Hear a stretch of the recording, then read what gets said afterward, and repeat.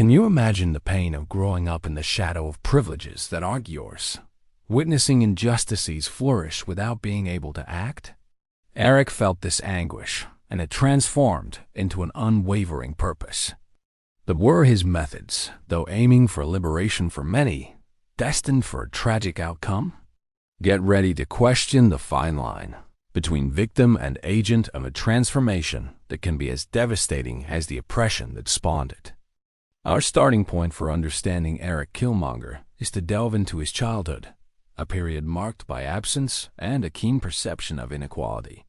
Eric, whose birth name is Nyadaka, grew up without the presence of his father, Nyabu, who was tragically killed by Zuri under the orders of King Chaka. This initial loss was not just a personal grief, a family void. It became intertwined with the image of Wakanda. Wakanda, a hidden, prosperous, and technologically advanced African nation, kept itself isolated from the world, contrasting sharply with the reality of oppressed communities in various parts of the globe. The same reality his father dreamed of changing by spreading Wakandan technology to empower the marginalized. This disparity generated in Eric a profound sense of abandonment and injustice. He was left behind, an orphan in a world that, to him, seemed to have turned its back. The environment in which Eric developed outside Wakanda was one of deprivation, marginalization, and a constant struggle for recognition and survival. He had to learn to fend for himself, to be strong, to adapt to a hostile world. It was fertile ground for the development of a worldview marked by the urgent need to combat oppression, whatever the cost. Psychologically, at this stage, we can observe the beginning of a powerful resentment, a deep emotional wound that never healed. The lack of belonging to a safe place, combined with the violence witnessed and his father's tragic story, planted the seeds of an indignation that would shape all his future actions. This is what psychology would call a complex trauma, where repeated experiences of adversity, betrayal, and the lack of a secure attachment deeply affect the development of identity, self-esteem, and perception of the world. Eric didn't just see the world as unjust. He saw Wakanda as complicit, neglectful, and treacherous. But there was a complexity in his formation, an explosive mix of pain and idealism that few could fully grasp. The crucial moment in Eric's life, which served as a true trigger for his radical transformation, was undoubtedly the loss of his father and the subsequent, overwhelming feeling of having been completely forgotten and abandoned by Wakanda. For a child, the death of a parent is a devastating event, but for Eric, this loss was accompanied by the bitter realization that the nation of his ancestors, with all its unparalleled power and resources, chose not to intervene, leaving him to fend for himself in a dangerous world. This traumatic experience acted as a catalyst, transforming his initial pain and sadness into an unwavering determination to confront the isolated nation that he saw as complicit in global oppression through its cowardly omission. He didn't shrink or give in to despair. On the contrary, this tragedy propelled him to embark on a path of extreme self-sufficiency and a relentless pursuit of skills that would make him an indomitable force. Eric dedicated himself to training, to learning how to fight, to surviving in hostile environments, and to thriving where others would fail. His journey led him to engage in elite military operations, becoming a specialist in combat, strategy, and infiltration, molding himself into a formidable and ruthless figure, obsessed with a single goal: to return to Wakanda and change its course. From a psychological perspective, this phase represents a direct response to deep and prolonged trauma. The search for control, power, and a warrior identity becomes a way to overcome the vulnerability and helplessness felt in childhood. Eric developed what could be called an extreme survival complex, where life is perceived as a series of battles to be won, and fragility is seen as an unsustainable luxury. He learned to harden himself emotionally, to suppress pain in the name of strength, Developmental psychology shows us how significant childhood events, especially those involving loss, betrayal, and the absence of supporting figures, can lead to lasting changes in personality, motivations, and the way an individual relates to the world. Eric wasn't just seeking power. He was seeking validation, a way to give voice to those who, like him, felt ignored and forgotten, and a way to honor his father's memory through a revolution. And it was at this point that the route to a drastic and inevitable outcome began to unfold, with every scar on his body and soul serving as a reminder of what he had lost and what he needed to conquer. As Eric transformed into the feared Killmonger, his way of thinking and viewing the world increasingly deviated from established norms of morality and ethics.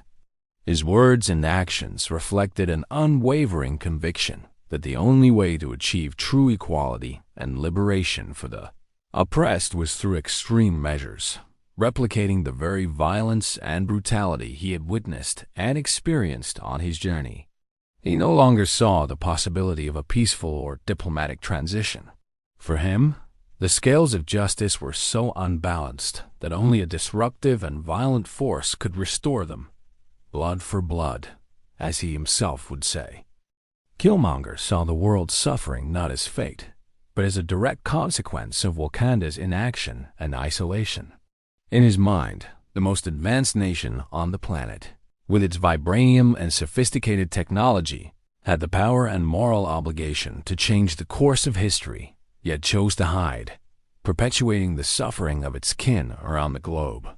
He believed that his intervention, however radical and violent it might seem to others, was not only justified, but absolutely necessary to fulfill his father's vision and redeem the souls of those who had fallen in the fight against oppression. He saw himself as the instrument of historical reparation. We can analyze this mindset from the perspective of radical social justice theory, where historical oppression is seen as such an intrinsic evil that it demands an equally radical response, a reversal of power.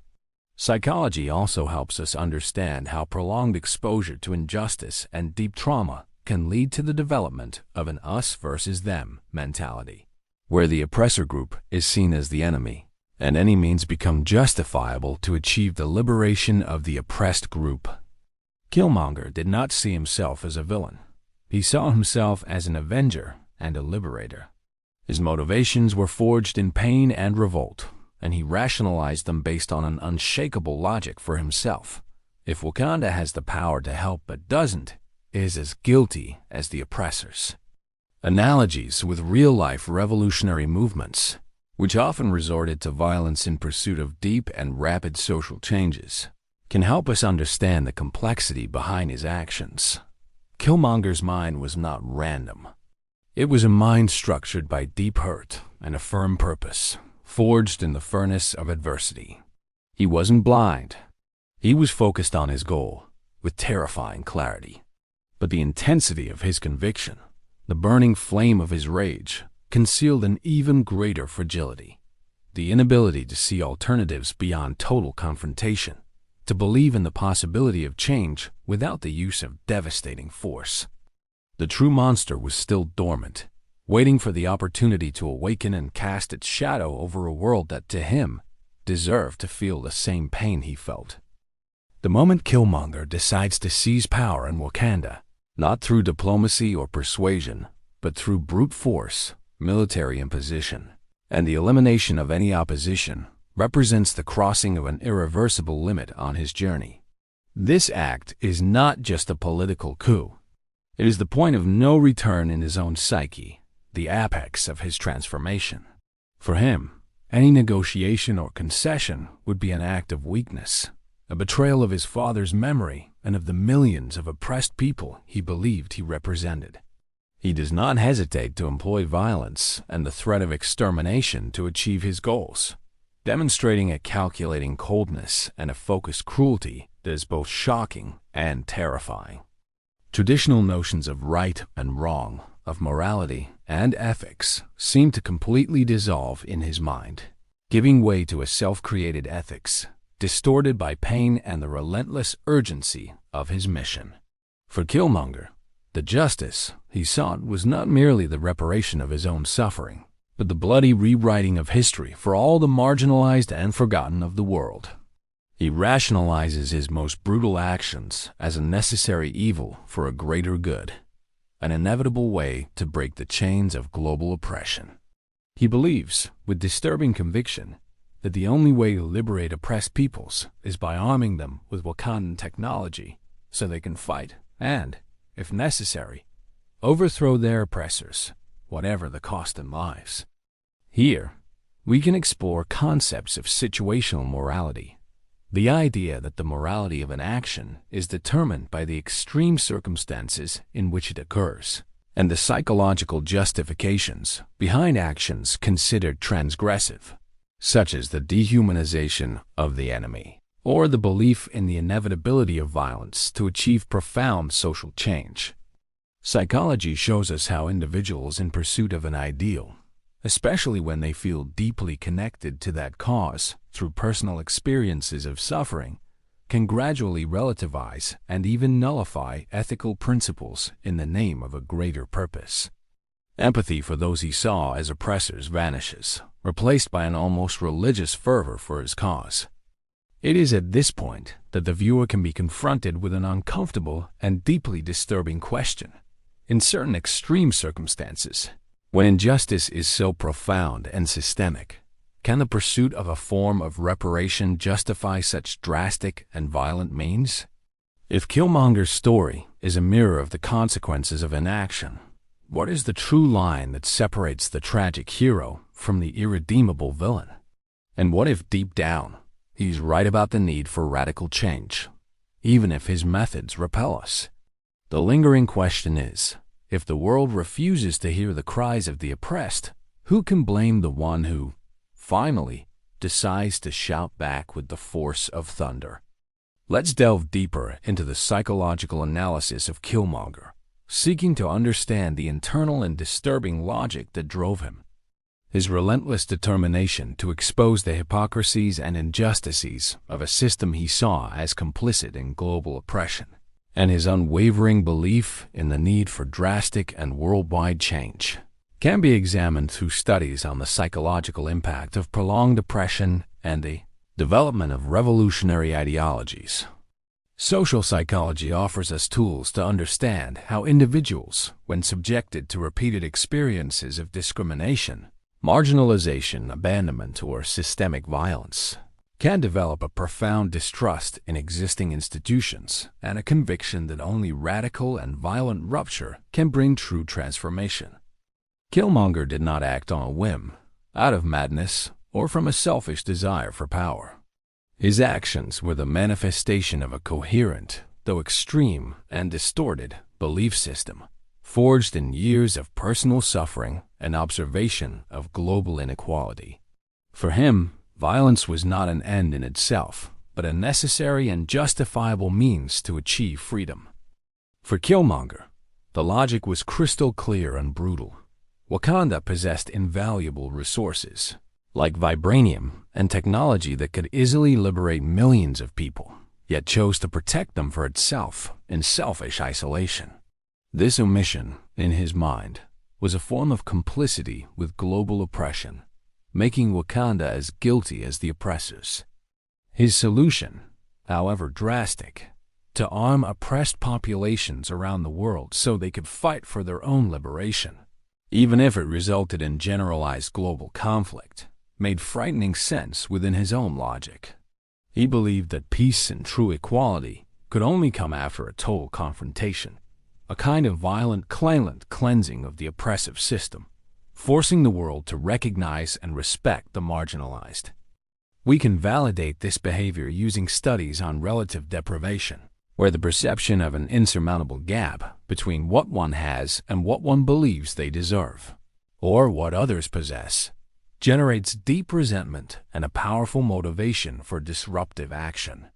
Killmonger was a direct product of this deprivation, not just personal, but the collective. Comparisons with historical figures who fought against established systems, often using controversial and violent methods in the name of a greater cause, can enrich our understanding. Think of revolutionary leaders who justified extreme acts for the liberation of their peoples, believing that violence was the only language oppressors understood. Therefore, it was not random insanity or a blind desire for power's sake. It was a cold and precise calculation, a carefully planned strategy, built on his experiences, his analysis of global injustices, and his particular and radical interpretation of what would be necessary to achieve true equality. Killmonger's mind was not chaotic. It was structured by an internal rationality that, once understood, reveals the tragic and disturbing logic of a man who felt the world's pain in his own flesh and decided, on his own, to wield a sword against it. Even after the final events of his journey, Killmonger's figure and the impact of his actions on Wakanda, and, by extension, on the world, are undeniable and profound. His brief but explosive presence on the Wakandan throne forced a nation that had hidden for centuries in its isolation and prosperity to confront harsh external realities and to rethink, in a painful and irreversible way, its role on the global stage. He, in a brutal manner, opened Wakanda's eyes to the suffering that existed beyond its vibranium-protected borders, exposing the inaction of a powerful people. The consequences of his passage leave deep and transformative marks.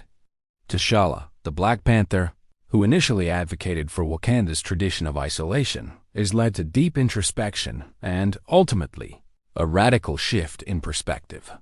Killmonger's philosophy, even if its violent methods were repudiated, planted a seed of questioning about Wakanda's responsibility to the rest of the world.